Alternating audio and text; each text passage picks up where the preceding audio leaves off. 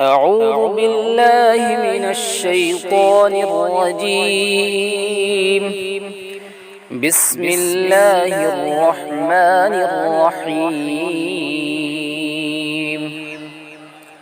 لا يكلف الله نفسا إلا وسعها، لها ما كسبت وعليها ما اكتسبت.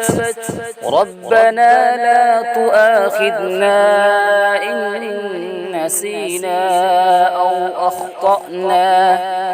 ربنا ولا تحمل علينا إصرا كما حملته على الذين من قبلنا.